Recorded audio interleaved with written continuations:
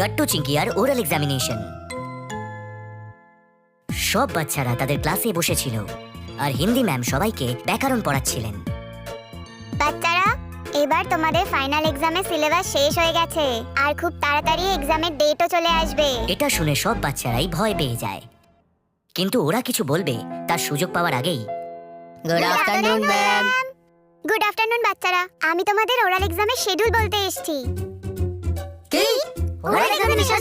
হ্যাঁ বাচ্চারা, এইবার তোমাদের রিটেন এক্সামের আগে ওরাল এক্সামিনেশন হবে আর ওটা পরশুদিন থেকে শুরু হবে। এই হলো শিডিউল। ম্যাম এবারে ব্ল্যাকবোর্ডে রুটিন লিখতে শুরু করেন। কিন্তু ম্যাম, এক্সাম তো পরশুদিন করেই, আমরা এত তাড়াতাড়ি কি করে রেডি হব এক্সামের জন্য, আবার ওরাল? বাচ্চারা, প্রিন্সিপাল ম্যাম এই ডেটে দিয়েছেন আর ওটা চেঞ্জ হবে না। তোমরা শুধু সব চ্যাপ্টার ভালো করে পড়ে আসবে। শুধু গাট্টু চিঙ্কি নয়, আর সব বাচ্চারাই এই খবরটা পেয়ে ভয় পেয়ে গেল। স্কুল থেকে ফিরে আসার পর গাট্টু চিঙ্কি এইসব নিয়ে ভাবতে শুরু করে দিল। চিঙ্কি, বেস্ট এটাই হবে যে আমরা সব চ্যাপ্টারস ভালো করে পড়ে নিই, এতে আমাদের ওরাল এক্সামও বেশ ভালোভাবেই হয়ে যাবে, তাই না?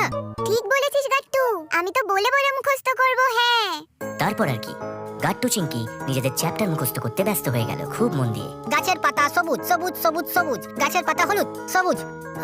আবার গাছের পাতার রং ভুল করেছি।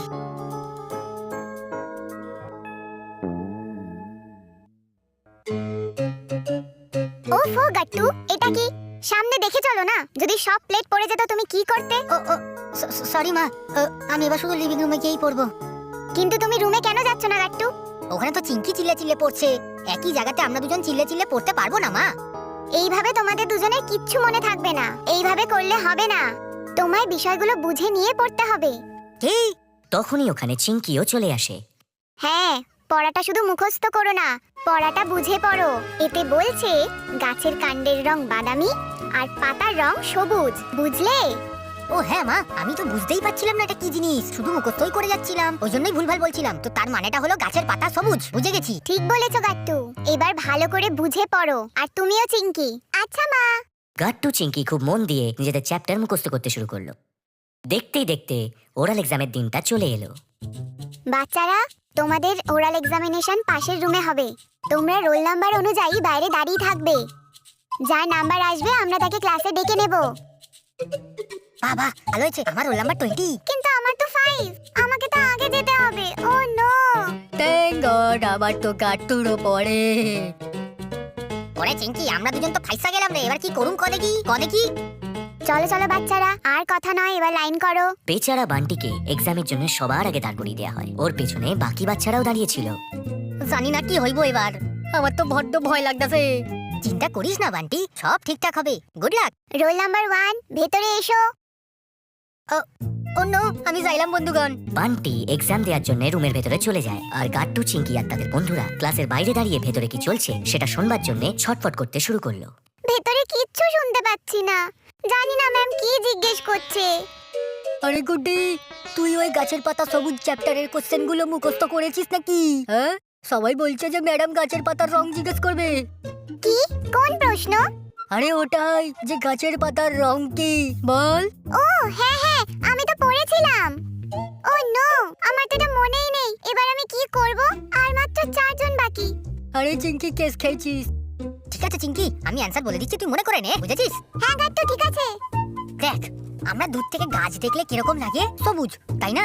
তো গাছের রং যেহেতু বাদামি, কিন্তু পাতাগুলোর জন্য সবুজ লাগে। তো এই জন্য যখনই জিজ্ঞেস করবে যে গাছের পাতার রং কি, তখন বলবি গাছের পাতার রং হলো সবুজ, বাদামি কখনোই নয়, কারণ বাদামি গাছের কাণ্ডের কালার। বুঝতে পেরেছিস কথাটা আমার? হ্যাঁ, এবার মনে থাকবে।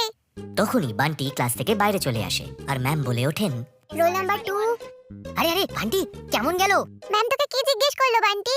আরে সবাই স্যার, হ্যাঁ বান্টি, প্রথমে আমাকে বল ম্যাডাম কি জিজ্ঞেস করলো।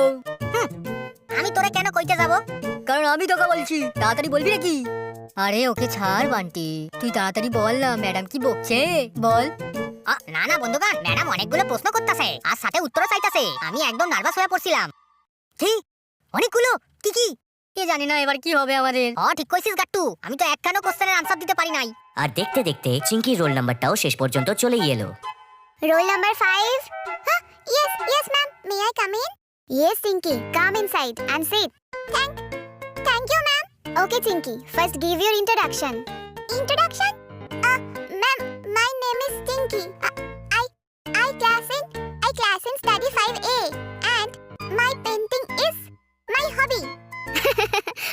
ওকে চিঙ্কি, ধীরে সুস্থে বলো। তুমি এত নার্ভাস কেন? নিশ্চিন্তে বলো, স্ট্রেস ফ্রি হয়ে। ম্যাম এত ভালোবেসে বলতে শুরু করলেন যে চিঙ্কি সব রকম ভয় নিমেষেই উধাও হয়ে গেল। Okay ma'am. হ্যাঁ, এবার বলো রোজি কে আর সেটা ডায়েরিতে কি লিখেছিল? Yes yes ma'am.